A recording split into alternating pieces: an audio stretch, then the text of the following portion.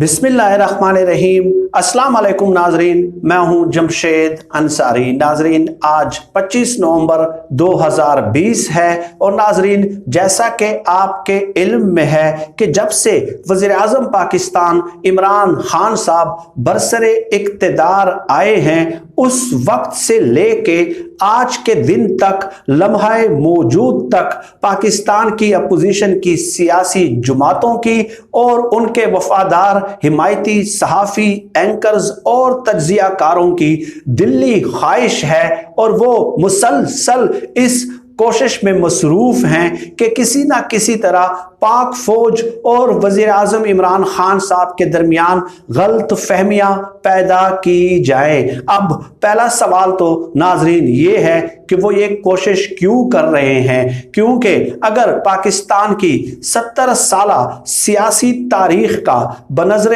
غیر مطالعہ کیا جائے تو پاکستان کی 70 سالہ سیاسی تاریخ میں سول ملٹری ریلیشن اس قدر شاندار اور مثالی نہیں رہے جتنے عروج پہ آج اس دور حکومت میں ہمیں نظر آ رہے ہیں۔ ناظرین مکمل کوآرڈینیشن کے ساتھ اور تمام سٹیک ہولڈرز کو اعتماد میں لے کے ملکی سلامتی کے حوالے سے تمام فیصلے کنسنسس ڈیولپ کر کے کیے جاتے ہیں آج کے دور حکومت میں۔ ناظرین اب اسرائیل کو تسلیم کرنے کے حوالے سے ایک بار پھر جو ہے خود ساختہ بحث کا آغاز کر دیا گیا ہے اور ریاست کے سیکیورٹی اداروں اور الیکٹڈ گورنمنٹ کے درمیان غلط فہمیاں پیدا کرنے کی ایک بار پھر کوشش کی جا رہی ہے۔ ناظرین تین قسم کے طبقات اس بحث میں ہمیں سامنے فرنٹ لائن پہ نظر آ رہے ہیں۔ ایک صحافی تو وہ ہیں جنہوں نے باقاعدہ اسرائیلی اخبار میں ایک آرٹیکل بھی پبلش کروا دیا، چھاپ دیا اور اس میں ان تاثرات کا اظہار کیا کہ پاک فوج کی طرف سے وزیر اعظم عمران خان صاحب پہ دباؤ ہے کہ اسرائیل کو تسلیم کیا جائے، اور دوسرے چند صحافی ایسے ہیں جو ہمارے مین اسٹریم میڈیا پہ تجزیہ اور تبصرہ دیتے ہوئے نظر آئے، اور ایک موصوف نے کل بھی جو ہے ایک تجزیہ دیا کہ پاک فوج کی روز اول سے یہ خواہش ہے کہ اسرائیل کو تسلیم کیا جائے۔ یہ دو قسم کے طبقات ہو گئے، اور ناظرین ایک تیسرے قسم کے جو صحافی ہیں وہ بھی آج کل میدان میں سرگرم نظر آتے ہیں۔ آپ لوگوں کے علم میں ہے یقیناً کہ گزشتہ 20 سالوں میں 30 سالوں میں حامد میر، سلیم صافی، مجیب الرحمان شامی، غریدہ فاروقی اور اسی قسم کے عمار مسعود وغیرہ یہ چند صحافی تھے، لیکن چونکہ ان لوگوں میں مسابقت اور مقابلہ بہت زیادہ تیز ہے، کسی کو سرکاری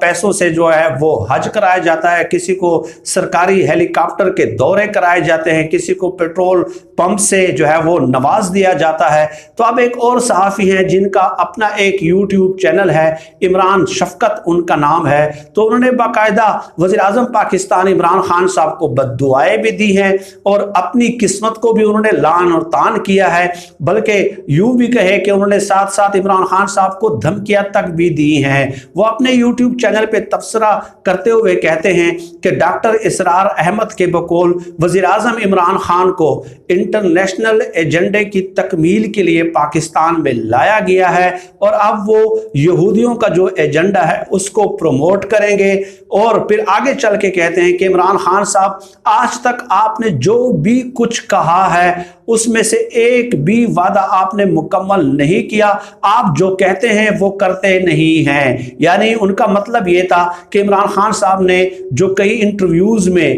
واضح طور پہ اعلان کیا ہے کہ میں اسرائیل کو تسلیم نہیں کروں گا، میرا ضمیر مجھے ملامت کرتا ہے کہ میں اسرائیل کو تسلیم کر لوں، تو اس کا وہ جواب دے رہے تھے، اور ساتھ ہی ساتھ وہ کہتے ہیں کہ عمران خان صاحب آپ تو کیا آپ کا باپ بھی جو ہے نا وہ اسرائیل کو تسلیم کرے گا، یعنی اور پھر کہتے ہیں کہ یہ اللہ کی رحمت ہے کہ اللہ پاک نے جو ہے نا ہمارے حصے میں اس قدر جو ہے نا اس قسم کے وزیر اعظم جو ہے وہ ہمارے حصے میں جو ہے نا پیدا کر دیے یا ہمارے سروں پہ مسلط کر دیے. گویا وہ بد دعائیں بھی دیتے ہوئے نظر آ رہے تھے، ساتھ ساتھ وہ دھمکی بھی دے رہے تھے، اپنی خواہش کا اظہار بھی کر رہے تھے. اس قسم کا تجزیہ عمران شفقت صاحب نے کیا ہے. اب ناظرین میں اس طرف آ جاتا ہوں کہ چند لوگوں کی طرف سے جو یہ کہا جاتا ہے کہ فوج کی طرف سے دباؤ ہے، تو میں نے اپنے خاص ذرائع سے، معتمد خاص ذرائع سے ناظرین یہ کنفرم کیا ہے کہ اس خبر میں کتنی حقیقت ہے، اور میں پوری ذمہ داری کے ساتھ اس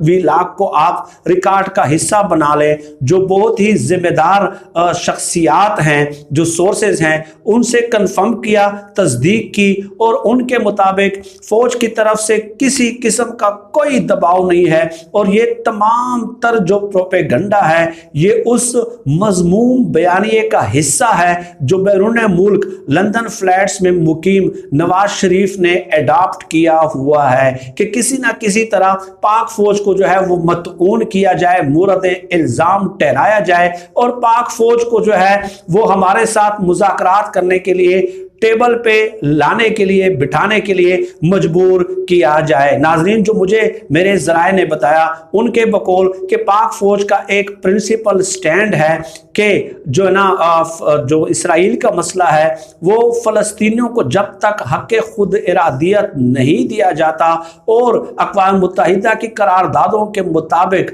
فلسطینی عوام کی خواہشات کے مطابق جب تک یہ مسئلہ، یہ ڈسپیوٹڈ ٹیریٹری کا مسئلہ جو ہے وہ سیٹلڈ نہیں ہوتا، اس وقت تک سوال ہی پیدا نہیں ہوتا کہ پاک فوج اپنے ایسے کسی بھی خواہش کا اظہار کر لے. ناظرین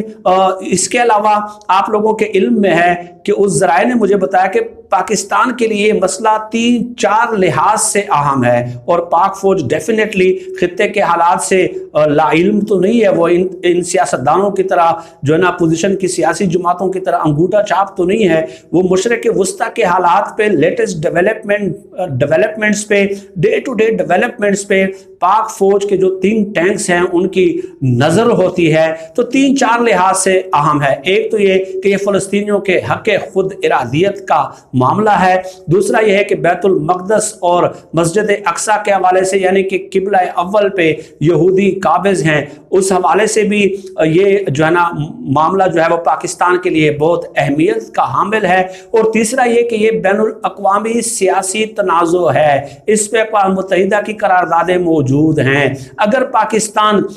اسرائیل کو تسلیم کرنے کا سوچتا بھی ہے تو کشمیر کے حوالے سے جو پاکستان کا موقف ہے، جو پرنسپل سٹینڈ ہے، وہ بین الاقوامی فورمز پہ جو ہے وہ کمپرومائز ہوتا ہے. تو پاکستان کے لیے تو کوئی آپشن ہی نہیں ہے اسرائیل کو تسلیم کرنا. اور ویسے ہی بے پر کی اڑائی جا رہی ہیں، اور یہ اپوزیشن کی چند سیاسی جماعتوں کا جو حمایت یافتہ بریگیڈ ہے وہی ان کے مذموم اور منفی مقاصد اور عزائم پہ مبنی بیانیے کو پروموٹ کرنے کے لیے اس قسم کے پروپیگنڈے جو ہے وہ ہمیشہ پھیلاتے رہتے ہیں. اب ناظرین صورتحال یہ ہے کہ کل فارن آفس کی طرف سے بھی باقاعدہ اس قسم کے افواہوں کی تردید آ گئی، اور آپ لوگوں کے علم میں ہوگا کہ وزیر اعظم پاکستان عمران خان صاحب نے کئی ٹی وی انٹرویوز میں اور اپنے کئی تقاریر میں واضح طور پہ یہ اظہار کیا کہ اسرائیل کو تسلیم کرنے کا سوال ہی پیدا نہیں ہوتا جب تک یہ مسئلہ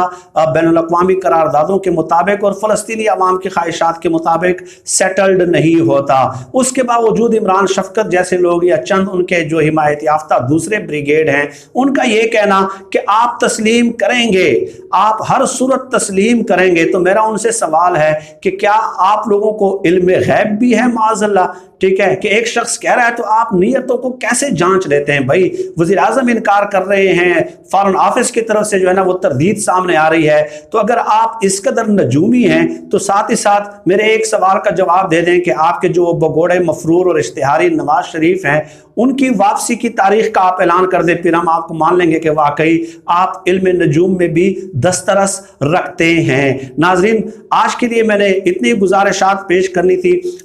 فلسطین کے حوالے سے، اسرائیل کو تسلیم کرنے کے حوالے سے جو ہے کئی پہلوؤں پہ بات کی جا سکتی ہے، بہت کمپریہنسو سبجیکٹ ہے، لیکن ان شبہات کا ازالہ کرنا ضروری تھا۔ میں ذمہ داری کے ساتھ آپ کو یہ خبر دے رہا ہوں، کنفرم کرنے کے بعد، تصدیق کرنے کے بعد، کہ پاک فوج کی طرف سے کوئی کسی قسم کا دباؤ نہیں ہے، نہ ہی پاک فوج نے کوئی ایسا پیغام کنوے کیا ہے، اور نہ ہی پاک فوج کا ایسا کوئی ارادہ ہے، نہ ماضی میں رہا ہے، نہ ہی آج ہے۔ آج کے لیے ناظرین اتنا ہی۔ پاکستان زندہ باد۔ اللہ حافظ۔